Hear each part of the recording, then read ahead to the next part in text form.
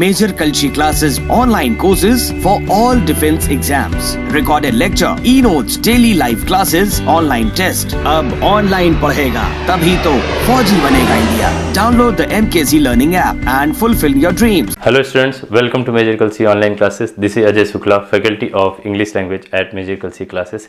Students, आज हम लोग एयरफोर्स के 20 क्वेश्चंस को सॉल्व करेंगे और ये इंग्लिश से रिलेटेड है और हम लोग उसी तरीके से क्वेश्चन लेके आए हैं या सॉल्व करेंगे जो आपके एग्जामिनेशंस के लिए बहुत ज़्यादा बेनिफिशियल हो सकें. तो आइए बिना समय को वेस्ट करते हुए एक एक क्वेश्चंस को कॉन्सेप्ट के साथ, रीज़न के साथ समझते हुए चलते हैं. अगर आप पहला क्वेश्चन देखिए तो ये फिल इन द ब्लैंक्स से रिलेटेड है और फिल इन द ब्लैंक्स में जैसा कि आप देखते हैं पूरा सेंटेंस होगा और सेंटेंस का कुछ पार्ट जो है वो छूटा है, यानी आपको यहाँ पे फिलअप कर देना है और ये चार विकल्पों में से एक विकल्प ऐसा होगा जो इसकी मीनिंग को कंप्लीट करेगा. आइए पढ़ते हैं सेंटेंस का. सबसे पहले मतलब क्या है. लिखा है China is a big country. China एक बड़ा देश है. इन एरिया यानी क्षेत्र में it is bigger than any other country dash Russia.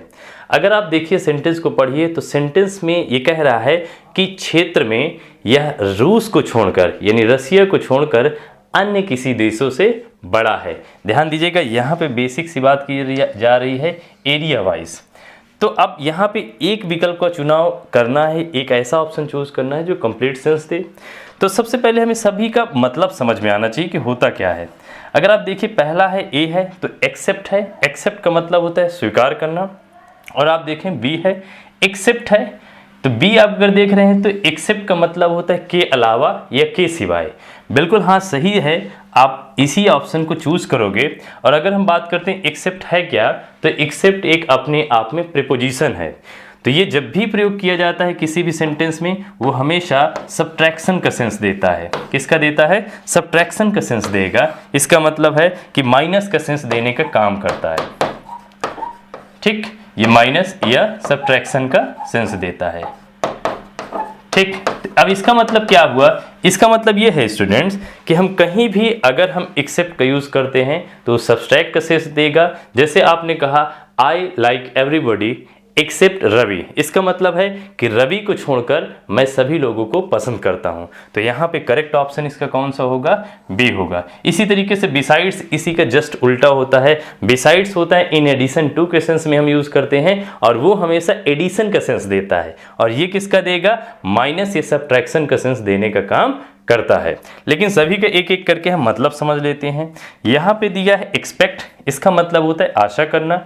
Access की बात करते हैं तो एक्सेस का मतलब होता है पहुंच. तो करेक्ट अगर हम ऑप्शन की बात करते हैं तो इस सेंटेंस में यानी रसिया को छोड़कर चाइना अन्य देशों से बड़ा है. ठीक है, किसी अन्य कंट्री की तुलना में बड़ा है. तो इसका करेक्ट ऑप्शन बी होगा. आइए क्वेश्चन नंबर नेक्स्ट की बात करते हैं. लिखा है students are not prepared dash that kind of question.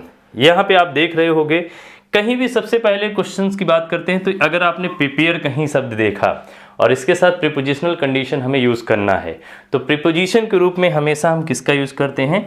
For का यूज़ करते हैं. जैसे कि आप जानते हो अगर सेंटेंस की बात करते हैं I am preparing for air force, I am preparing for civil services, यानी प्रिपेयर के साथ क्या आ रहा है? फॉर आ रहा है. तो इसका मतलब ये है कि ये फिक्स्ड वर्ड के अंतर्गत आएगा. तो ये फिक्स्ड प्रीपोजिशन का रूल होता है. जैसे इंटरेस्ट के साथ interested in, I am not interested in you. तो इंटरेस्टेड के साथ क्या आया? इन आया. मतलब ये है कि जैसे आपने कहा अमेज्ड, एट आपने यूज कर दिया. एम्ड, एट आपने यूज किया. मेरा कहने का मतलब ये है कि इंग्लिश ग्रामर में कुछ ऐसे शब्द होते हैं. अब वो शब्द वर्ब भी हो सकते हैं, वो नाउन भी हो सकते हैं, वो एडजेक्टिव भी हो सकते हैं.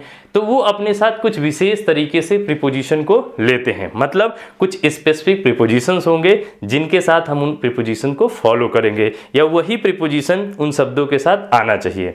उसी के कैटेगरी में प्रिपेयर्ड भी आता है. तो प्रिपेयर्ड कहीं भी अगर दिखे तो आपको हमेशा ऑप्शन सी को चूज करना पड़ेगा, दैट इज फॉर. ओके, तो आई थिंक ये आपको समझ में आ रहा होगा. अब आइए क्वेश्चन नंबर 3 की बात करते हैं. क्वेश्चन नंबर 3 है सिनोनिम्स रिलेटेड.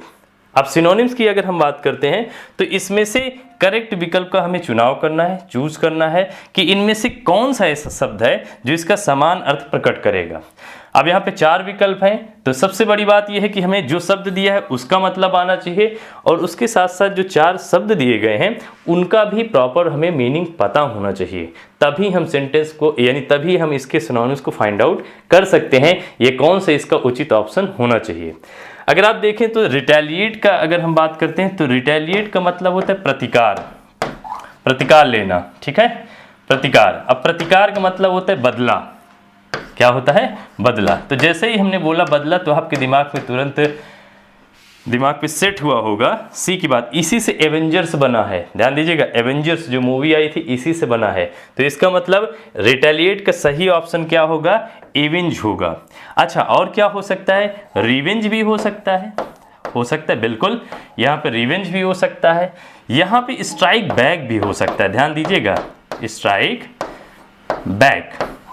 अच्छा, और क्या हो सकता है, हिट बैक भी हो सकता है, हिट बैक। तो एक चीज ध्यान दीजिएगा स्टूडेंट्स, यहाँ पे हमें ध्यान देने की बात यह है कि रिटेलिएट का मतलब होता है प्रतिकार या बदला, और सिनोनिम्स की बात किया जा रहा है तो एवेंज का मतलब भी होता है बदला लेना, रिवेंज का मतलब भी होता है बदला लेना, स्ट्राइक बैक फिर से यानी फिर से वापस होकर बदला लेना, और हिट बैक वही सारे सेंस दे रहा है।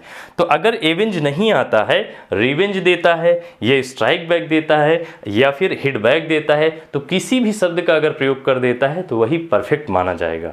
तो आई थिंक आपको ये समझ में आ रहा होगा, लेकिन सभी का हम और ए बी डी का भी मतलब समझते हैं कि उनका भी मीनिंग क्या होगा। अगर हम पार्डन की बात करते हैं तो इसका मतलब होता है क्षमा करना या माफ करना, क्षमा करना या माफ करना। करप्ट बहुत कॉमन वर्ड है ये, अगर करप्ट की बात करते हैं तो भ्रष्ट होता है, इसी से बना है करप्शन। तो आई थिंक ये आपको पॉइंट समझ में आ रहा होगा। यहाँ पे रिजॉइस, रिजॉइस का मतलब होता है आनंद या खुशी मनाना, आनंद या खुशी मनाना। तो अगर इनमें से सही विकल्प कौन सा होगा, इसका सी होगा। आइए नेक्स्ट क्वेश्चन की ओर बात करते हैं। अब यहाँ पे क्वेश्चन नंबर नेक्स्ट की अगर हम स्टूडेंट बात करें तो यस, क्वेश्चन नंबर 4। अब अगर हम क्वेश्चन नंबर 4 की बात करते हैं तो लिखा है फॉरसेकन। अब फॉरसेकन का मतलब क्या होता है, तो फॉरसेकन की अगर हम बात करते हैं तो इसका मतलब होता है त्यागा हुआ, क्या होता है, त्यागा या छोड़ा हुआ, ठीक है, ध्यान दीजिएगा, छोड़ा हुआ। कोई चीज अगर त्याग देते हैं, छोड़ देते हैं तो उसी को बोलते हैं फॉरसेकन, छोड़ा हुआ। अच्छा, तो इसका मतलब ध्यान दीजिएगा, लेकिन हमें तभी जब चारों का मतलब होगा तभी तो हम करेक्ट चुनाव कर पाएंगे। तो अगर हम बात करते हैं नर्चर्ड, तो नर्चर से बना है और नर्चर का मतलब होता है पोषण करना, नर्चर का मतलब होता है पोषण करना। अब नर्चर्ड कर दिया तो इसका मतलब होता है पालित या पोषित या पाला। जैसे आप नर्चर होता है पोषण करना, तो ये आप पोषण यानी पोषित कहने के सेंस में आप प्रयोग कर सकते हो। तो अगर फॉरसेकन का देखें तो ये विकल्प नहीं होगा। अगर हम बात करते हैं नेग्लेक्टेड, तो आपको पता है नेग्लेक्टेड का मतलब होता है उपेक्षित। उपेक्षित का मतलब क्या होता है, तो इसको इग्नोर्ड भी हम बोल सकते हैं, क्या बोल सकते हैं, इग्नोर्ड। इसका मतलब ये है कि उपेक्षित यानी नेग्लेक्टेड का मतलब होता है इग्नोर्ड या उपेक्षित होता है। तो अगर हम त्यागा या छोड़ा हुआ का ऑप्शन की बात करते हैं तो ये भी नहीं होगा। अच्छा, यहाँ पे पार्डन की बात करते हैं, तो अभी हमने कुछ देर पहले आपसे हम लोग क्वेश्चन नंबर 3 में डिस्कशन कर रहे थे, पार्डन दिया था, और ये पार्डन इसका मतलब माफ किया हुआ या क्षमा किया हुआ के सेंस में हम लोग यूज करते हैं। तो ये भी बिल्कुल नहीं होगा। अगर हम फॉरसेकन का सही विकल्प की बात करते हैं तो इसका ऑप्शन डी होगा, दैट इज अबंडेंट। और अबंडेंट का मतलब भी होता है क्या, त्याग देना, क्या होता है, त्याग देना। एबंडेंट का मतलब क्या होता है, त्याग देना। स्टूडेंट्स, यहाँ पे एबंडेंट के अलावा भी और हो सकता है, क्या हो सकता है, आइसोलेटेड हो सकता है, यानी आइसोलेटेड भी यूज कर सकते हैं। और क्या यूज हो सकता है, आइसोलेटेड के अलावा डिसोलेट भी हो सकता है, क्या हो सकता है, डिसोलेट हो सकता है, यानी हम अगर चाहें तो डिसोलेट का भी यूज कर सकते हैं। और क्या यूज कर सकते हैं, बिल्कुल डिजर्टेड भी यूज हो सकता है, मतलब आइसोलेटेड आ जाए या एबंडेंट आ जाए या डिजर्टेड आ जाए या फिर डिसोलेट आ जाए। तो कोई भी अगर इनमें से एक विकल्प अगर देता है तो करेक्ट विकल्प माना जाएगा। अगर हम बात करते हैं चौथे का, फॉरसेकन का, तो करेक्ट ऑप्शन डी होगा। अच्छा, फिर अब बात करते हैं क्वेश्चन नंबर 5 की बात करते हैं। तो ये भी एंटोनिम्स की अब हम चर्चा करेंगे स्टूडेंट्स। तो एंटोनिम्स का मतलब हमें पता ही है कि हम बेसिक रूप से हम जो बात कर रहे हैं वो विलोम शब्दों की बात कर रहे हैं। तो आपको ये शब्द दिया गया है और इसका जस्ट अपोजिट हमें फाइंड आउट करना है कि इसका अपोजिट मीनिंग क्या होना चाहिए। अगर हम पॉसिटी की बात करते हैं तो पॉसिटी का मतलब होता है कमी, पॉसिटी का मतलब होता है कमी या फिर कह सकते हैं अभाव। तो अब इसी का हमें ऐसा शब्द देना है कि जो ये जस्ट अपोजिट इसका सेंस दे। तो अगर हम बात करते हैं पैरागॉन, अगर हम पैरागॉन की मीनिंग की बात करते हैं तो इसका मतलब होता है आदर्श। क्या होता है? आदर्श। आदर्श बोल सकते हो या फिर प्रमाण भी बोल सकते हो। तो अगर आप देखें तो ये बिल्कुल इसका अपोजिट नहीं होगा, तो ये ऑप्शन नहीं होगा। प्रोनाउंस की अगर हम बात करते हैं तो प्रोनाउंस ये तो बहुत ही कॉमन वर्ड है। प्रोनाउंस का मतलब होता है उच्चारण करना या निर्णय सुनाने के सेंस में हम यूज करते हैं। तो मतलब अगर हम इसकी बात करते हैं पॉसिटी का तो ये भी विकल्प नहीं होगा। प्लेथोरा की अगर बात करें स्टूडेंट्स, प्लेथोरा का मतलब होता है अधिक। प्लेथोरे का मतलब क्या होता है? अधिक होता है। और इसी को हम पर्याप्त भी बोलते हैं। क्या बोलते हैं? पर्याप्त। तो अधिक या पर्याप्त अगर हम बोलेंगे तो प्लेथोरा होगा। तो इसका मतलब पॉसिटी का सही विकल्प कौन सा होगा? सी होगा। और डी जो दिया है परसुएड दिया है। अब परसुएड का मतलब होता है समझाना। क्या होता है? समझाना। यानी अगर कहीं भी परसुएड यूज हुआ है तो इसका मतलब होता है समझाना। लेकिन प्लेथोरा है, अधिक हुआ, तो इसके अलावा और क्या हो सकता है तो उसकी हम बात करते हैं। तो जैसे इसकी प्लेथोरा हो गया, प्लेथोरा अगर मान लीजिए ये नहीं दिया, इनफ दिया है तो इनफ भी हो सकता है। अगर इसके अलावा और क्या हो सकता है? प्लेंटी भी हो सकता है। ठीक। और इसी के साथ साथ सफिशिएंसी भी होता है। सफिशिएंट से बना है तो सफिशिएंसी दिया हो या फिर प्लेंटी दिया हो या फिर इनफ दिया हो और प्लेथोरा तो आया ही है। मतलब इनमें से किसी का भी प्रयोग हुआ हो तो ये पॉसिटी यानी कमी का जस्ट अपोजिट होगा। कमी पर्याप्त, कमी पर्याप्त, अभाव और ये अधिकता का सेंस देता है। तो इसका करेक्ट ऑप्शन जो होगा वो सी माना जाएगा। आइए हम नेक्स्ट क्वेश्चन की बात करते हैं स्टूडेंट्स। तो नेक्स्ट क्वेश्चन है 6। रिलेक्टेंट दिया है।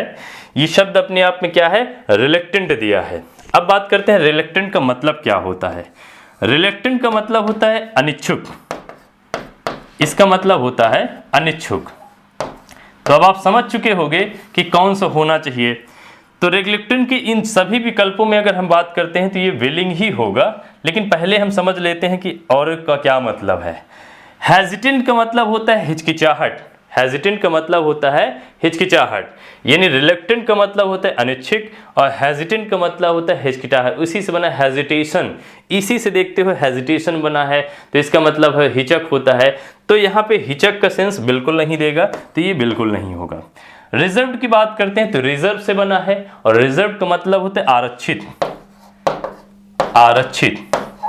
अच्छा, आप देखते होगे जैसे लिखा रहता है रिजर्व सीट। आप अक्सर देखते होगे कि जब रेलवे में हम बात करते हैं रिजर्व्ड टिकट या रिजर्व सीट की बात करते हैं, इसका मतलब है आरक्षित टिकट या आरक्षित सीटों की बात करते हैं। तो ये बिल्कुल सेंस नहीं देगा। एंग्जियस की बात करते हैं। एंग्जियस का मतलब होता है चिंतित। जैसे आप बहुत कोई व्यक्ति परेशान है या चिंतित है तो इसके लिए हम एंग्जियस वर्ड का यूज करते हैं। बिल्कुल ये नहीं होगा। विल से बना है, ध्यान दीजिएगा, विल से बना है। विल का मतलब इच्छा, तो इसका मतलब होता है विलिंग, इच्छित या इच्छा। तो ये इसका मतलब ये है कि एक अनिच्छा और एक इच्छा। विलिंग, इच्छा। और यहाँ पे रिलेक्टेंट का मतलब होता है अनिच्छुक। तो ये पॉइंट आपको समझ में आ रहा होगा कि हम रिलेक्टेंट का सही विकल्प क्या होगा? डी होगा। अच्छा, एक चीज और है कि हम इसके साथ ईगर का भी यूज कर सकते हैं।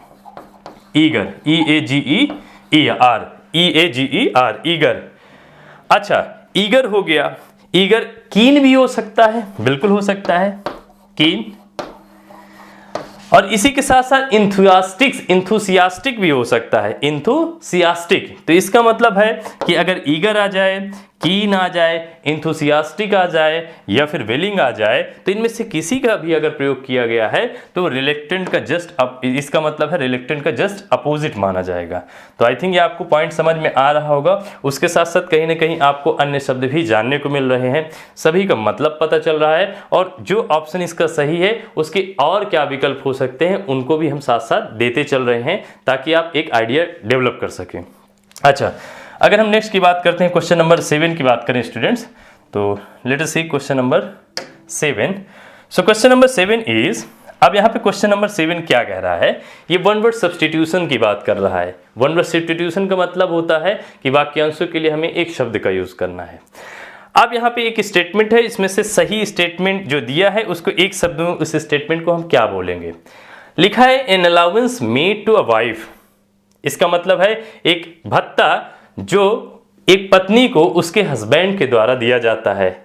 ठीक है, When they are legally separated, कब, जब उन्हें वैधानिक रूप से या लीगली तरीके से सेपरेट कर दिया जाता है, इसका मतलब अलग कर दिया जाता है। तो उस दिए जाने वाले भत्ते को हम क्या बोलते हैं। बेसिक सी बात है, ये विवाह उपरांत या विवाह के बाद अगर कोई पति पत्नी अलग हो जाते हैं तो उस दौरान जो वैधानिक रूप से या कानूनी तौर से जब सेपरेट कर दिए जाते हैं तो जो पति होता है वो विवाह भत्ता देता है, यानी शादी के बाद पत्नी के जीविकोपार्जन के लिए जो भत्ता देता है उसी को विवाह भत्ता बोलते हैं। तो उसी को क्या बोलते हैं, बेसिक सी बात है, पहला ही इसका ऑप्शन करेक्ट हो गया, एलिमनी बोलते हैं। इसी का मतलब होता है विवाह भत्ता, विवाह भत्ता।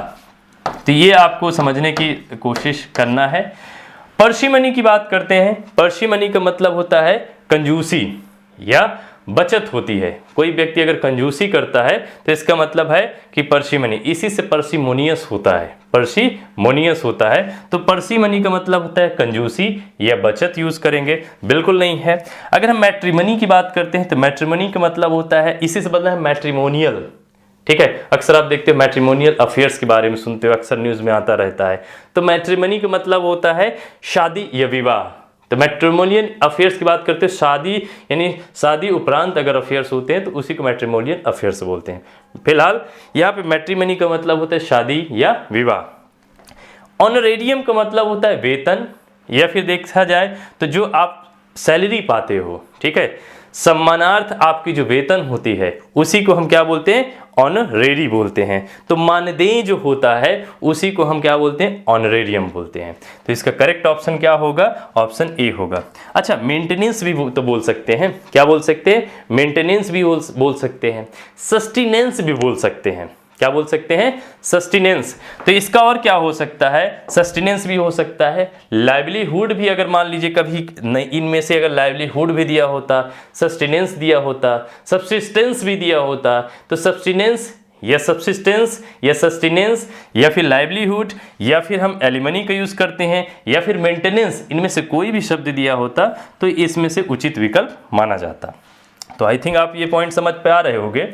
आइए क्वेश्चन नंबर 8 की बात करते हैं स्टूडेंट्स। अगर क्वेश्चन नंबर 8 की बात करते हैं तो बेसिक सी बात है कि जो क्वेश्चन है वो आपका PQRS से रिलेटेड है। अब PQRS में हर एग्जाम, हर लेक्चर में हम आपको बताते हैं कि PQRS से अगर संबंधित है तो आपको क्या स्ट्रेटजी अडॉप्ट करनी चाहिए। स्ट्रेटजी ये है स्टूडेंट्स कि हम तो कुछ चीज़ों को ध्यान देखेंगे कि सेंटेंस का सब्जेक्ट क्या है, क्या वो क्लॉज से किसी जुड़ा हुआ है।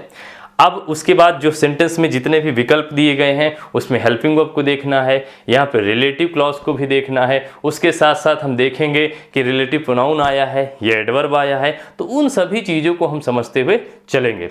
अगर आप देखिए यहाँ पे लिखा है द अमाउंट ऑफ ऑक्सीजन। आपको पता है कि पहला पार्ट और आखिरी ये स्टैटिक होता है। शुरुआत जो होगी यहाँ से होगी, अंत होगी ऑफ द ह्यूमन पॉपुलेशन से होगी। जो भी हमें अरेंज करना है वो PQRS में करना है और इसी के अकॉर्डिंग हमें एक एक करके हमें चीज़ों को समझते हुए चलना है।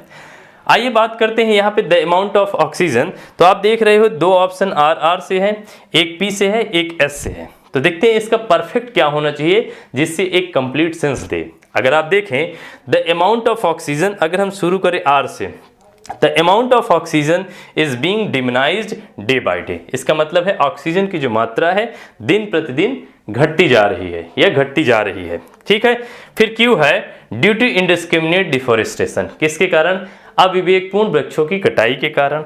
S की बात करते हैं which is released from the plant kingdom. इसका मतलब है कि जो प्लांट किंगडम, जो पेड़ पौधे का जो संसार है, या फिर कह सकते हैं प्लांट किंगडम से जो रिलीज किया जाता है, मुक्त किया जाता है। फिर अगर बात करते हैं P, to meet the increasing demands, किसके लिए, बढ़ते ही मांग के लिए, किसकी, ऑफ द ह्यूमन पॉपुलेशन। तो ये कुछ सेंस दे रहा है लेकिन इतना परफेक्ट नहीं दे रहा है, तो यहाँ पे अभी हम क्वेश्चन मार्क लगा देते हैं। ठीक, अब अगर आर के बाद पी को पढ़ते हैं स्टूडेंट्स, तो आप देखिए सबसे पहले हम पढ़ते हैं द अमाउंट ऑफ ऑक्सीजन, फिर बात करते हैं R is being demonized day by day, फिर पी की बात करते हैं to meet the increasing demand. तो ये तो बिल्कुल ही सेंस नहीं दे रहा है। ओके, तो आई थिंक ये पॉइंट आपको समझ में आ रहा होगा। अब अगर देखिए एक बचा है बी, तो इसका मतलब ये तो बिल्कुल नहीं होगा, लेकिन ए में हम क्वेश्चन मार्क हमने लगा दिया। अगर हम बात करते हैं इसकी बात करते हैं बी की, तो लिखा है द अमाउंट ऑफ ऑक्सीजन, फिर पी की बात करते हैं to meet the increasing demand. Students ये बिल्कुल ऑप्शन नहीं है। लेकिन अगर हम डी की बात करते हैं, डी में क्या लिखा है, एस के बाद आर है, आर के बाद क्यू है, पी की। तो सबसे पहले हम एस को पढ़ते हैं the amount of oxygen which is released from the plant kingdom. इसका मतलब है ऑक्सीजन की जो मात्रा है जो प्लांट किंगडम, इसका मतलब प्लांट जगत से रिलीज की जाती है, is being demonized day by day. इसका मतलब है वो जो रिलीज की जाने वाली जो ऑक्सीजन है वो दिन प्रतिदिन क्या हो रही है, कम की जा रही है, ये कम होती जा रही है। किसके द्वारा, ध्यान दीजिए, क्यों, ड्यू टू इनडिस्क्रिमिनेट डिफोरेस्टेशन। इसका मतलब है अविवेकपूर्ण वृक्षों की कटाई के कारण। फिर कह रहा है P to meet the increasing demands, किसकी, इसका मतलब बढ़ती हुई जनसंख्या की मांग को लेकर। ध्यान दीजिएगा, to increase the increasing demands, यानी बढ़ती हुई मांग के कारण, किसकी, ऑफ द ह्यूमन पॉपुलेशन। अगर आप ये देखो तो एकदम करेक्ट वर्ड होगा, इसका मतलब करेक्ट ऑप्शन इसका यही होगा, क्योंकि ये कंप्लीट सेंस दे रहा है। तो इसका मतलब ए भी नहीं होगा, ना तो सी होगा, ना तो बी होगा, करेक्ट ऑप्शन क्या होगा, डी होगा। तो अगर एक साथ इसको पढ़िए तो कंप्लीट सेंस पता चल जाएगा। The amount of oxygen which is release from the plant kingdom, इसका मतलब है ऑक्सीजन की मात्रा जो प्लांट किंगडम से रिलीज की जाती है। फिर क्या है, is being demonized day by day, इसका मतलब ये दिन प्रतिदिन घटती जा रही है। ड्यू टू इनडिस्क्रिमिनेट डिफोरेस्टेशन, अविवेकपूर्ण वृक्षों की कटाई के कारण। To meet the increasing demands, इसका मतलब है बढ़ती हुई मांग के कारण, ऑफ द ह्यूमन पॉपुलेशन, यानी मानव जनसंख्या के कारण। तो इसका करेक्ट ऑप्शन डी होगा। आइए नेक्स्ट क्वेश्चन की बात करते हैं स्टूडेंट्स। तो देखते हैं नेक्स्ट क्वेश्चन क्या है। नेक्स्ट क्वेश्चन बेसिक सी बात, ये वॉइस से रिलेटेड है स्टूडेंट्स। तो वॉइस को हमें जब भी क्वेश्चन को सॉल्व करते समय हमें दो बातों को ध्यान देना है। एक तो आपको सेंटेंस में देखना है कि सेंटेंस एक्टिव वॉइस में है कि पैसिव वॉइस में। दूसरी कंडीशन ये है कि हमें देखना है कि सेंटेंस किस टेंस में लिखा गया है। अगर इतनी बात आपके दिमाग में रखते हैं तो किसी भी प्रकार की गलती की गुंजाइश नहीं होगी। अब अगर हम पहला सेंटेंस पढ़ते हैं तो इसमें लिखा है by now the winners will have been felicitated. इसका मतलब है कि अब तक विनर्स को फेलिसिटेट किया जा चुका होगा। आप यहाँ पे देखिए विल हैव के साथ हमने बीन का यूज किया है और उसके साथ हमने मेन वर्ब थर्ड फॉर्म का प्रयोग कर दी। तो इसका मतलब ये सेंटेंस जो है वो पैसिव में है। ध्यान से समझिएगा, ये सेंटेंस किस में है, पैसिव वॉइस में है। क्यों, क्योंकि हमें पता है कि शैल हैव और विल हैव के साथ अगर वर्ब की थर्ड फॉर्म आती है तो इसका मतलब दिया गया जो सेंटेंस होता है वो फ्यूचर परफेक्ट में होगा।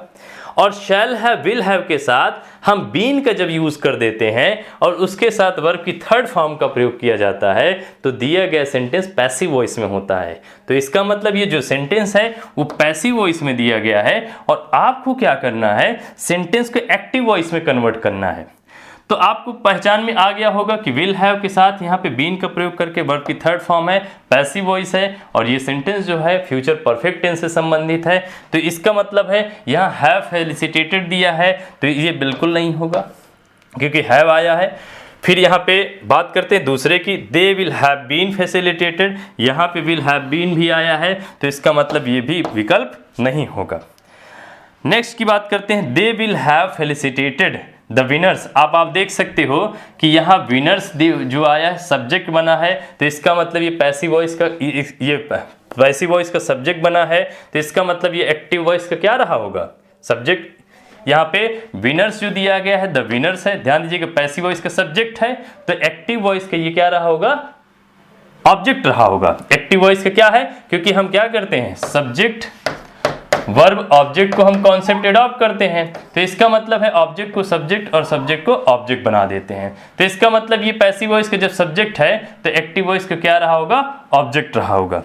तो ये देखिए यहाँ पे आप देखिए ये फेलिसिटेटेड दिया है, तो इसका मतलब ये ऑब्जेक्ट के रूप में यूज हुआ है, और विल हैव के साथ हमने किसका यूज कर दिया है, V3 का यूज किया है। तो इसका मतलब इसका यही करेक्ट ऑप्शन है, तो आपको आगे बढ़ने की आवश्यकता नहीं है। क्यों? क्योंकि विल फेलिसिटेट दिया है, ये present future indefinite simple future tense में है, तो ये बिल्कुल नहीं होगा। तो इस क्वेश्चन का सही विकल्प सी माना जाएगा।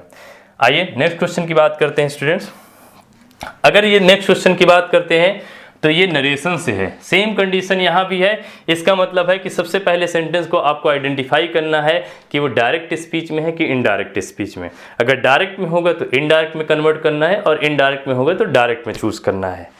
अगर आप सेंटेंस देखें तो डबल इन्वर्टेड कॉमास का यूज हुआ है, और फिर सेड यहाँ पे लिखा है मोहन सेड टू मी दिया है। इसका मतलब ये है कि यहाँ पे देख सकते हो एक है रिपोर्टिंग स्पीच, एक रिपोर्टेड स्पीच। तो यहाँ पे ये रिपोर्टिंग स्पीच हो गया, बचा हुआ जो है वो रिपोर्टेड स्पीच है। तो बेसिक सी बात है, डबल इन्वर्टेड कॉमास का प्रयोग हुआ है, तो इसका मतलब हमें जो है इनडायरेक्ट स्पीच में कन्वर्ट करना है। तो आप अगर ध्यान से देखिए यहाँ पे लिखा है मोहन सेड टू मी, तो इसका मतलब ये सेंटेंस जो दिया गया है पूरा एक प्रकार से दो क्लॉज में डिवाइड है। एक आई डोंट नो से दिया है, फिर वॉइस के बाद देखा जाए तो ये दिया है एंड एक्सेप्टेड द गिफ्ट। इसका मतलब है बेसिक सी बात है, सेंटेंस जो है डिवाइडेड है, क्लॉज में डिवाइड है, यहाँ पे वाई का यूज हुआ है। तो एक चीज तो क्लियर हो गया, तो यहाँ प्रेजेंट इंडेफिनिट है तो हमें पास्ट इंडेफिनिट में कन्वर्ट करना है, और ये प्रेजेंट परफेक्ट है तो इसे पास्ट परफेक्ट में कन्वर्ट कर देना है। तो आइए एक एक करके समझते हैं। मोहन सेड टू मी की को हम किस में कन्वर्ट कर देंगे, मोहन या टोल्ड मी में हम कन्वर्ट कर देंगे, ठीक है। तो यहाँ पे क्या कर देंगे, मोहन टोल्ड मी हमने कर दिया, ठीक है।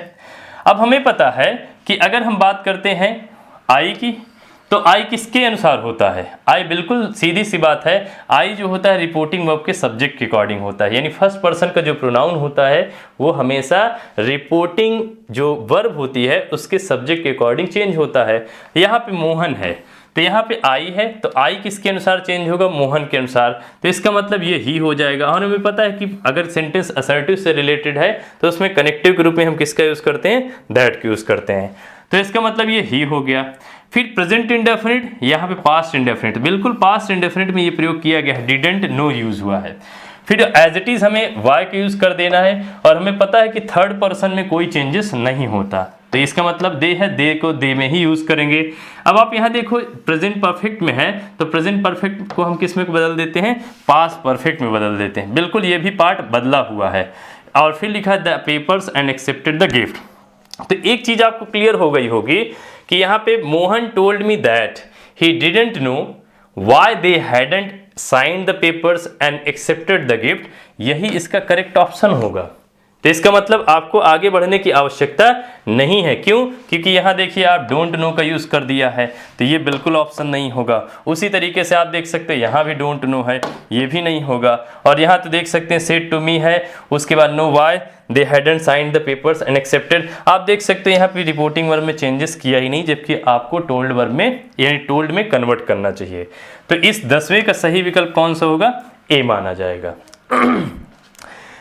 चलिए फिर क्वेश्चन नेक्स्ट की बात करते हैं। तो जैसा कि आप देख सकते हैं ये पैसेज से रिलेटेड है।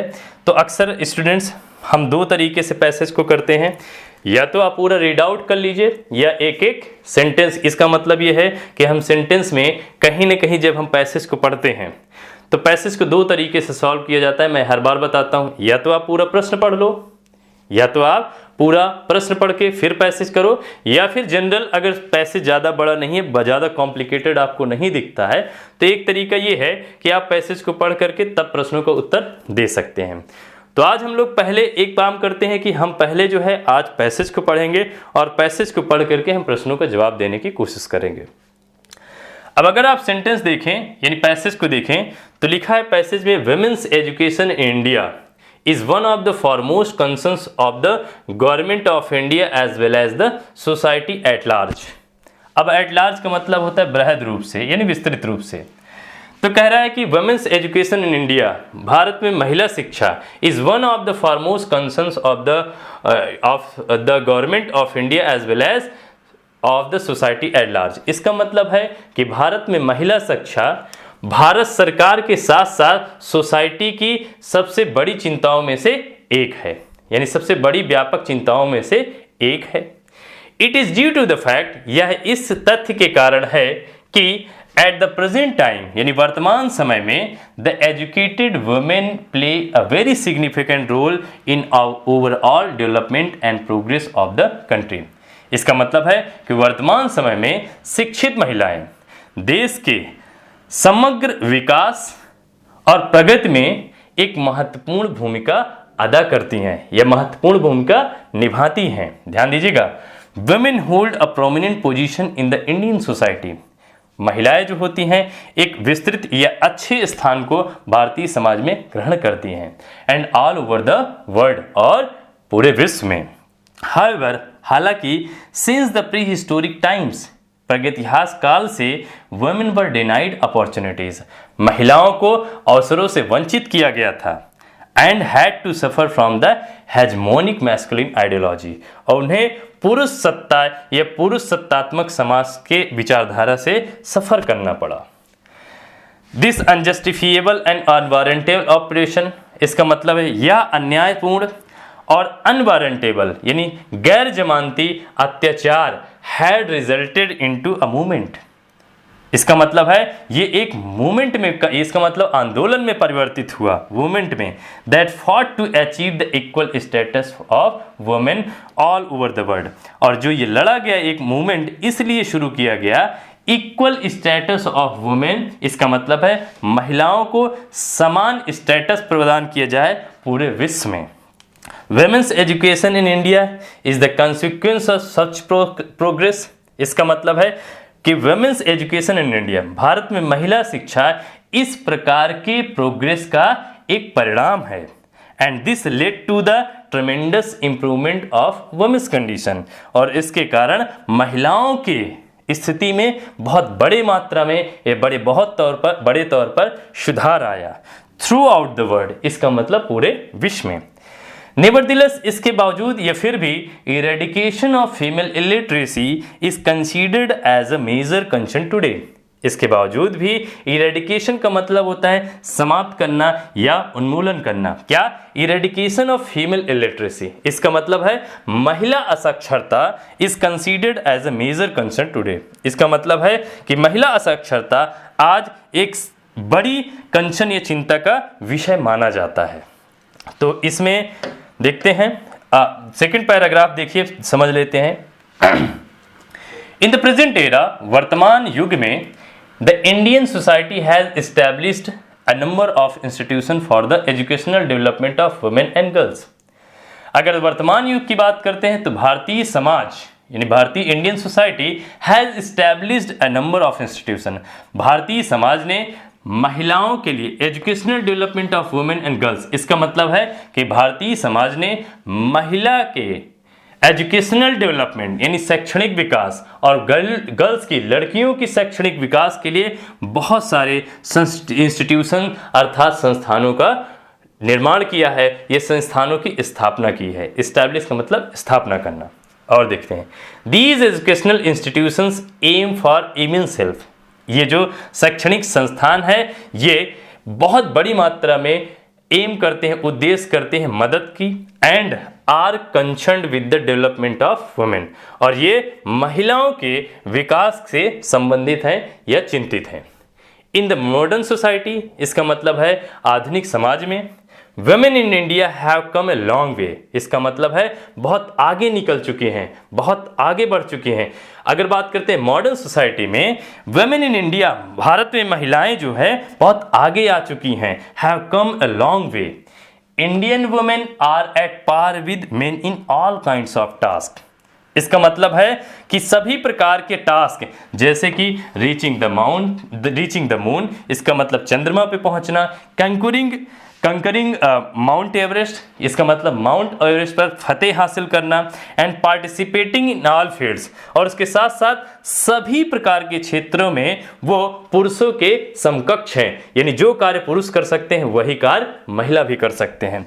इसका यही मतलब है women in India women India are at par with men. इसका मतलब है कि सभी प्रकार के कार्यों में, अब सब प्रकार के कार्य कौन कौन से होते हैं, चंद्रमा पे पहुंचना या फिर माउंट एवरेस्ट से फतह हासिल करना या पार्टिसिपेटिंग इन ऑल फील्ड्स, और इसके साथ साथ सभी प्रकार के क्षेत्रों में वो पुरुषों के समान है। All this is possible just because of education and the profound impact it has had on women। ये सब संभव हुआ है शिक्षा के कारण, यानी ये सभी सारी चीजें संभव हो चुकी हैं शिक्षा के कारण। And the profound impact it has had on women. इसका मतलब है कि जो इसका गहरा प्रभाव पड़ा है या रहा है किस पे, महिलाओं पर। तो ये आप देख सकते हैं कि पूरा जो पैसेज है वो टोटली अगर देखा जाए तो महिलाओं के लिए बेस्ड है और उनके शिक्षा से संबंधित बात की गई है। तो एक एक चीज़ों को हम क्वेश्चन को समझते हैं। आई थिंक आपके पूरी थीम सेट हो गई होगी दिमाग में। तो कह रहा है education for women is necessary. महिलाओं के लिए शिक्षा आवश्यक है। क्यों आवश्यक है? तो पहला कह रहा है टू अशर। अशर का मतलब होता है गाइड होता है, अशर का मतलब गाइड होता है, गाइडेंस से बना है। तो कह रहा है to usher in a modern and progressive society. इसका मतलब है कि गाइड हो सके, उनको शिक्षा इसलिए आवश्यक है कि आधुनिक और प्रगतिशील समाज में गाइड कर सके, परामर्श कर सके। या फिर to protest against masculine supremacy, या विरोध कर सके जो पुरुष सत्तात्मक जो समाज है, सर्वोच्चता है, उसका विरोध कर सके। तो पैसेज में इसकी बात नहीं की गई है, तो बी नहीं होगा। To establish more educational institutions, इसलिए शिक्षा आवश्यक है कि वो ज़्यादा से ज़्यादा एजुकेशनल इंस्टीट्यूशंस को स्थापित कर सकें। तो ये भी बिल्कुल नहीं है। या to enable more women to conquer Mount Everest. Students ये भी नहीं होगा, क्योंकि लास्ट पैराग्राफ में ये कहा गया है कि महिलाएं चाहे बात करते हैं माउंट एवरेस्ट में फतह हासिल करना या फिर हम बात करते हैं चंद्रमा तक पहुंचना, तो वो सब सारी बात महिलाएं कर चुकी हैं जो काम पुरुष कर चुके हैं। तो ये बिल्कुल है, लेकिन टू इनेबल मोर वुमेन की बात नहीं की गई है। तो क्या है, शिक्षा इसलिए आवश्यक है ताकि आधुनिक और प्रगतिशील समाज में वो गाइड कर सके, परामर्श दे सकें। क्या? शिक्षा। तो इसका 11 का अगर हम बात करते हैं तो क्वेश्चन नंबर 11 का ए सही माना जाएगा। अच्छा, फिर बात करते हैं क्वेश्चन नंबर 12 की बात करते हैं स्टूडेंट्स। कह रहे हैं इन प्रेजेंट टाइम्स, वर्तमान समय में education for women is not at par with that of their male counterparts because, यानी आधुनिक समय में जो एजुकेशन है महिलाओं का वो पुरुषों के, यानी जो उनके काउंटर पार्ट्स यानी पक्ष हैं, जो दूसरा पक्ष है यानी पुरुषों की बात की जा रही है, इसका मतलब है पुरुषों के बराबर नहीं है। क्यों?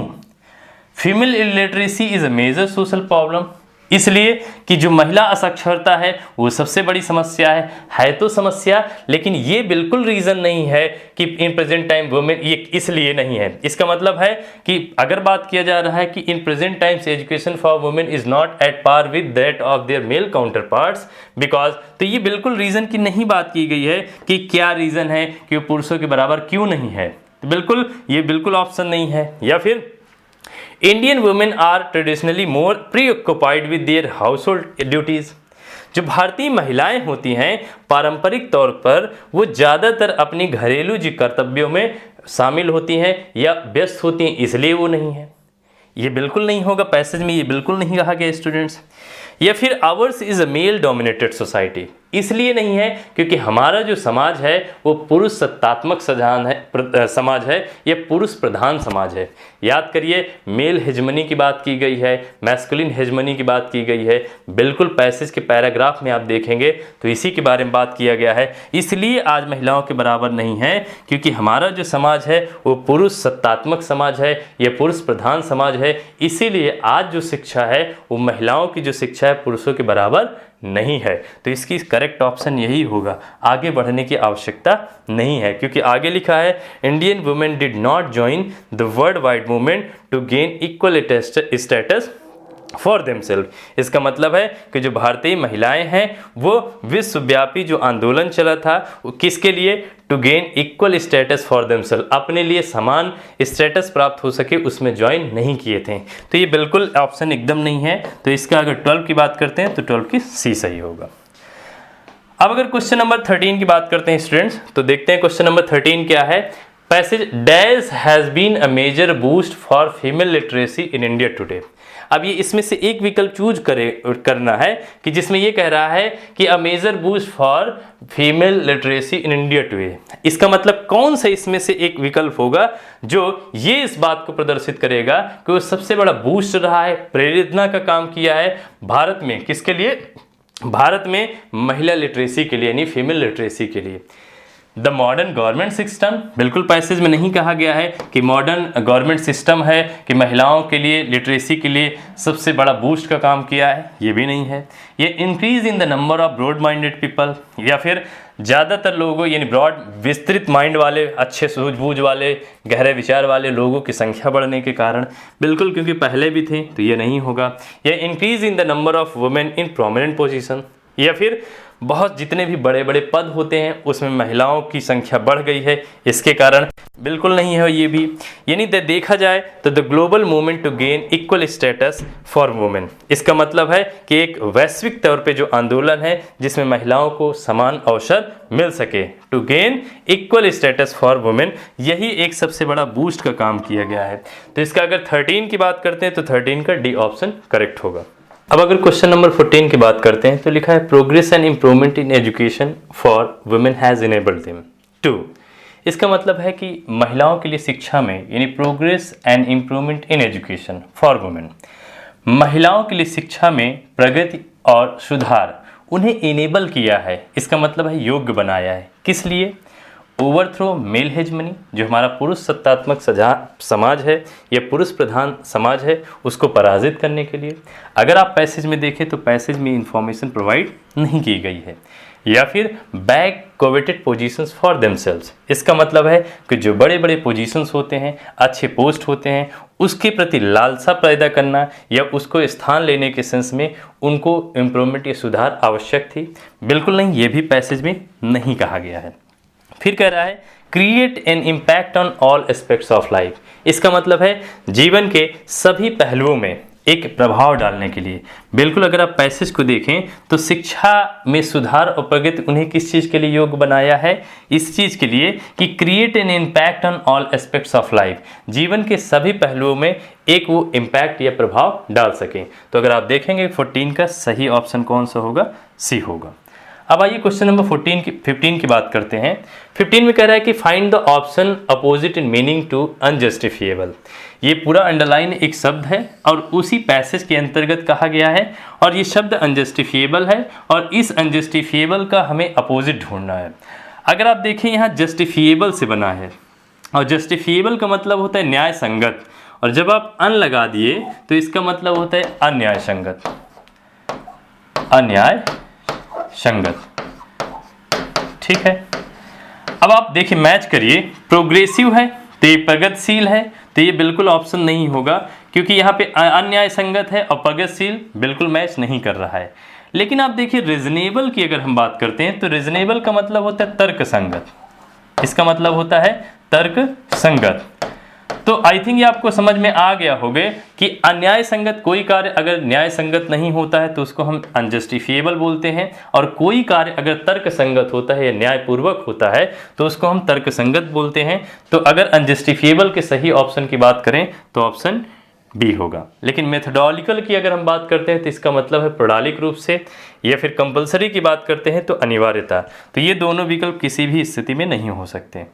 तो पैसेज में 5 ही क्वेश्चन थे, तो हमने देखा प्रॉपर तरीके से एक एक को डिफाइन किया। आइए क्वेश्चन नंबर 16 की बात करते हैं स्टूडेंट्स। तो अब जैसे कि क्वेश्चन नंबर 16 में दिया है स्पॉटिंग एरर से रिलेटेड है, और स्पॉटिंग एरर में जैसा कि हम जानते हैं कि पूरा एक सेंटेंस होता है और सेंटेंस के जो होगा वो सेंटेंस 4 पार्ट्स में डिवाइड होता है, और अगर आपको लगता है कि किसी भी प्रकार की गलती है तो गलती होगी या तो ए पार्ट में या बी या तो सी में होगा। लेकिन अगर आपको लगता है कि सेंटेंस एकदम करेक्ट है, उसमें किसी भी प्रकार की गलती नहीं है, तो आपको चूज करना होगा option D, that is no error. तो आइए सबसे पहले एक एक सेंटेंस को हम पढ़ते हैं। कह रहे कि the father as well as the sons were present at the executive committee meeting of the company. इसका मतलब है पिता और उसके साथ साथ उसके पुत्र मौजूद थे, कहाँ? Eight the executive committee meeting of the company, यानी कंपनी की एग्जीक्यूटिव कमेटी मीटिंग में। अब यहाँ पे आप देख रहे होगे कि शब्द एज वेल एज आया है, तो आपको ये ध्यान देना होगा कि कहीं भी एज वेल एज आ जाए या फिर हम विद का यूज कर दें, या फिर हम along with का यूज कर देते हैं, along with, या फिर इसके साथ साथ together with का भी यूज कर दिया जाता है। Okay, together with. तो आपको ये ध्यान देना है कि कहीं भी एज वेल एज हो, विद हो, along with हो, या फिर टुगेदर विद आता है और इससे दो अलग अलग नंबर और पर्सन के नाउन या प्रोनाउन को जोड़ा गया हो। तो आप देख सकते हो इसके पहले द फादर है और इसके बाद जो आया है द सन्स आया है। तो ये रूल ऑफ सब्जेक्ट क्या कहता है, इसका मतलब ये जो क्वेश्चन है बेसिक रूप से ये सब्जेक्ट वर्ब एग्रीमेंट से रिलेटेड है। और सब्जेक्ट वर्ब एग्रीमेंट में क्या होता है कि कभी भी किसी भी सेंटेंस में जब हम किसी भी हेल्पिंग वर्ब की बात करते हैं, ये वर्ब की प्रयोग करने की बात करते हैं, तो हमेशा दिए गए सेंटेंस के सब्जेक्ट के अकॉर्डिंग यूज होना चाहिए। मतलब अगर दिया गया सेंटेंस सब्जेक्ट, जो दिया गया सेंटेंस का जो सब्जेक्ट है अगर सिंगुलर में होता है तो हमें सिंगुलर वर्ब यूज करना है, और अगर प्लूरल में होता है तो हमें प्लूरल वर्ब यूज करना है। तो ये रूल कहती है कि जितने भी शब्द यहाँ पे हमने मेंशन किया वो एज वेल एज हो, विद हो, या फिर along with की बात करें, या फिर टुगेदर विद की बात करते हैं, तो हमेशा इनसे अगर दो अलग अलग नंबर और पर्सन के नाउन या प्रोनाउन जुड़े हों तो वर्ब हमेशा पहले वाले यानी इनके पहले वाले नाउन या प्रोनाउन के अनुसार प्रयोग होती है। आप जैसा कि यहाँ देख सकते हो, यहाँ द फादर है और यहाँ पे क्या लिखा है द सन्स। तो आप देखोगे जो वर्ब आएगी यहाँ पे, तो यहाँ पे लिखा है वर्ब, और ये जो क्या है ये प्लूरल फॉर्म में है। और जबकि आप देख सकते हो यहाँ फादर है वो किस फॉर्म में, सिंगुलर में। तो गलती आपको समझ में आ गई होगी कि यहाँ पे वर के बजाय यहाँ पे वॉज होना चाहिए। वॉज किस फॉर्म में होती है, सिंगुलर। तो यहाँ पे सब्जेक्ट सिंगुलर है इसलिए वर्ब का प्रयोग सिंगुलर में होगा। तो इसलिए गलती किस पार्ट में है, बी पार्ट में गलती है। तो क्वेश्चन नंबर 16 हो गया। अब अगर हम क्वेश्चन नंबर 17 की बात करते हैं तो लिखा है कि the butter was put into an oven. इसका मतलब है मक्खन को ओवन में रखा गया and baked at 120 degree for 30 minutes. इसका मतलब है उसे 30 मिनट तक 120 डिग्री तापमान में सेका गया। एक्चुअली बेक का मतलब होता है सेकाई करना। तो यहाँ पे ध्यान दीजिएगा, यहाँ पे वर्ड आया है बटर, और बटर अपने आप में एक मटेरियल नाउन है, ठीक, मटेरियल नाउन है। और स्टूडेंट्स यहाँ पे कहीं भी आप मटेरियल नाउन की बात करें या फिर इन जनरल एब्स्ट्रैक्ट नाउन की बात करें, तो ये आपको पॉइंट कुछ ध्यान देने की आवश्यकता है कि किसी भी सेंटेंस में अगर जनरल फॉर्म की बात करते हैं तो या तो एब्स्ट्रैक्ट नाउन आए या मटेरियल नाउन हो। तो इन जनरल स्ट्रक्चर में हम मटेरियल और एब्स्ट्रैक्ट नाउन के साथ कभी भी आर्टिकल का यूज़ नहीं करते। अब वो आर्टिकल कुछ भी हो सकता है, डेफिनिट और इनडेफिनिट। तो आपको पता है ये डेफिनिट आर्टिकल है और इनडेफिनिट के अंतर्गत ए और इन है। फॉर एग्जाम्पल के लिए आप अक्सर बोलते हो gold is a precious metal. इसका मतलब है सोना एक बहुमूल्य धातु है, ये मेटल है। तो इन जनरल आप कभी नहीं बोल सकते हो a gold is a precious metal या फिर the gold is a precious metal. तो चाहे शुगर हो या फिर पेट्रोल हो, मिल्क हो, या फिर आप सॉल्ट बोलो या बटर बोल दो, तो ये अगर हम बात करते हैं यहाँ पे बटर हो गया तो ये बटर किसके अंतर्गत आएगा, मटेरियल नाउन। तो इसलिए यहाँ पे इसके साथ आर्टिकल द की का प्रयोग नहीं होगा। तो गलती किस में है, ए पार्ट में है।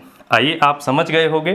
तो क्वेश्चन नंबर 18 की बात करते हैं स्टूडेंट्स। तो 18 नंबर देखिए आप लिखा क्या है, in the last few years, यानी पिछले कुछ वर्षों में इंडिया हैज एडवांस्ड, भारत आधुनिक हुआ है। किस चीज में, इन इंडस्ट्रियल सेक्टर में। तो आप देखते हो कि ये ईडीएम से रिलेटेड है। और एक चीज हमेशा ध्यान दीजिएगा, ईडीएम से दो तरीके से क्वेश्चंस पूछे जा सकते हैं। एक, या तो ईडीएम दे दिया जाएगा और ईडीएम देने के बाद उसके 4 ऑप्शंस होंगे, और दूसरा तरीका क्या होगा कि उस ईडीएम को एक सेंटेंस में मर्ज कर दिया जाएगा, और उस सेंटेंस में जब मर्ज कर देगा तो आपको सेंटेंस को पढ़ना है और उस ईडीएम्स को परफेक्ट आपको आंसर रिस्पॉन्ड कर देना है, बता देना है। अगर आप देखें यहाँ पे लिखा है बाय लीप्स एंड बाउंड्स। तो अगर हम बाय लीप्स एंड बाउंड्स का मतलब देखें तो इसका मतलब होता है बहुत तेजी से। इसका मतलब बहुत तेजी से। तो आप समझ गए होंगे कि वेरी रैपिडली होगा। लेकिन सभी आंसर को भी और समझ लेते हैं कि सबका मतलब क्या है। अगर आप देखें वेरी पैथेटिकली की बात करते हैं तो इसका मतलब है बहुत निराशाजनक रूप से। अगर हम बात करते हैं वेरी स्लोली तो बहुत धीमे से या धीमी गति से। वेरी कॉम्पिटेंटली का मतलब होता है बहुत सक्षमता पूर्वक या सक्षम रूप से। तो यहाँ पे हमें पता है कि बाय लीप्स एंड बाउंड्स का जो मतलब होता है इसका मतलब है बहुत तेजी से, बहुत शीघ्रता के साथ। तो यहाँ पे अगर वेरी रैपिडली आ जाए, इस पे क्विकली भी हो सकता है, क्विकली। अच्छा, अगर हम बात करते हैं क्विकली है, इसका मतलब है रैपिडली भी हो सकता है, हैस्टली भी हो सकता है, स्पीडली भी हो सकता है। तो ध्यान दीजिएगा यहाँ पे हम हैस्टली भी लिख सकते हैं और इसी प्रकार हम स्पीडली भी बोल सकते हैं। ठीक, तो इसका मतलब है कहीं भी अगर वेरी रैपिडली आ गया, वेरी क्विकली आ गया, या वेरी हैस्टली आ गया, या वेरी स्पीडली आ गया, तो इनमें से कोई भी अगर विकल्प देता है तो आप करेक्ट मानोगे। तो क्वेश्चन नंबर 18 का कौन सा विकल्प होगा? सी माना जाएगा। आइए क्वेश्चन नंबर 19 की बात करते हैं स्टूडेंट्स। तो ये बेसिक रूप से मिस स्पेल्ट से है। तो जैसा कि आप जानते हो कि मिस स्पेल्ट के क्वेश्चंस जो होते हैं वो बेसिक रूप से वो नॉवेल्स आप पढ़ते हैं, न्यूज़पेपर पढ़ते हैं, या आपकी रेगुलर रूप से लिखने की, राइटिंग करने की अगर हैबिट होती है तो उस दौरान कर सकते हो। अगर हम बात करते हैं, यह शब्द दिया है गारंटी, यहाँ पे गारंटी है, फिर गारंटी है, फिर यहाँ पे गारंटी है। अगर इसकी सही स्पेलिंग की बात करते हैं तो इसकी सही स्पेलिंग जो होती है GUARANTEE। और गारंटी जो होता है किसी भी सेंटेंस में अगर आप इसका यूज़ करते हो तो या तो आप इसको नाउन के रूप में यूज़ कर लीजिए या तो वर्ब के रूप में। मतलब अगर आप सेंटेंस में यूज़ करते हो तो सेंटेंस के नीड के अकॉर्डिंग, आवश्यकता अनुसार आप इसे नाउन भी बना सकते हो और इसे आप वर्ब की तरह भी यूज़ कर सकते हो। गारंटी का मतलब होता है जिम्मेदारी, गारंटी का मतलब होता है जिम्मेदारी लेना। तो आई थिंक आप ये पॉइंट समझ गए होंगे कि इसमें कौन सा विकल्प होगा। तो GUARANTEE पहला ही विकल्प इसका होगा। तो इसमें आगे मूव ऑन करने की ज़रूरत नहीं है। तो इसका मतलब C और D और B ये रॉन्ग है। इस सीरीज़ की अगर हम बात करते हैं, इस टेस्ट पेपर के अंतिम प्रश्न की हम चर्चा करेंगे जो कि सेंटेंस इंप्रूवमेंट से रिलेटेड है। तो आपको पता है कि सेंटेंस इंप्रूवमेंट भी दो तरीके से दे सकता है, या तो एक सेंटेंस दे देगा, पूरे सेंटेंस को अंडरलाइन कर देगा, या फिर एक सेंटेंस देगा और सेंटेंस के कुछ हिस्से को अंडरलाइन कर देगा और उसमें से आपको फाइंड आउट करना है कि क्या ये सेंटेंस पूरा करेक्ट लिखा है। अगर पूरा करेक्ट है तो आपको डी ऑप्शन चूज करना है, दैट इज नो इम्प्रूवमेंट। या अगर आपको लगता है कि अंडरलाइन किया गया है और अंडरलाइन का कुछ पार्ट में आपको सुधार की आवश्यकता है तो उस अंडरलाइन पार्ट में आपको ABC में से चूज करना है कि कौन सा करेक्ट ऑप्शन होना चाहिए। अब यहाँ पे दिया है just before he died sentence में, इसका मतलब है मरने के ठीक पहले अमर, उसके बाद कॉमा अगर लगा के दे तो समझ जाना कि जिस व्यक्ति के बारे में कॉमा लगा के यहाँ पे क्लॉज यूज किया गया है तो वो उसके बारे में जानकारी दे रहा है।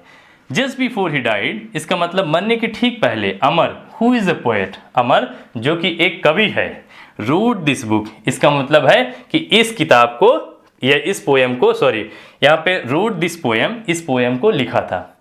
ध्यान दीजिएगा ये पार्ट जो है पास्ट में है और इसके बाद रोट दिस पोएम ये भी किस में है, पास्ट की है। और अगर आप सेंटेंस को रीड आउट करें तो रीड करने के बाद आप फाइंड आउट करोगे कि सारी घटनाएं किस में हैं, पास्ट की। और एक सेंटेंस में अगर पढ़ो कि मरने के ठीक पहले अमर जो एक कवि था इसने इस कविता को लिखी थी, इसका मतलब घटना किसकी है, पास्ट की है, सारी घटनाएं पास्ट की हैं। तो जो एक कवि है नहीं बल्कि एक कवि था। तो आप देख रहे होंगे just before he died Amar who was a poet road this poem, यही इसका करेक्ट ऑप्शन होगा। तो अगर 20 की बात करते हैं तो 20 का ए ऑप्शन करेक्ट माना जाएगा। क्यों? क्योंकि हु इज अ पोएट बिल्कुल गलत है क्योंकि वो मर चुका है। Who wrote this poem, who is a poet ये तो किसी भी स्थिति में अमर who wrote this poem, who is a poet ये तो एक स्ट्रक्चर ही गलत है सेंटेंस का।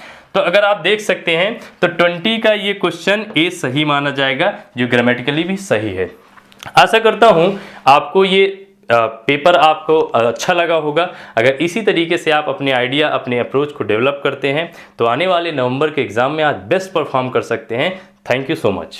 Major Kalshi classes, online courses for all defense exams, recorded lecture, e-notes, daily live classes, online test. अब online पढ़ेगा तभी तो फौजी बनेगा India. Download the MKZ Learning app and fulfill your dreams.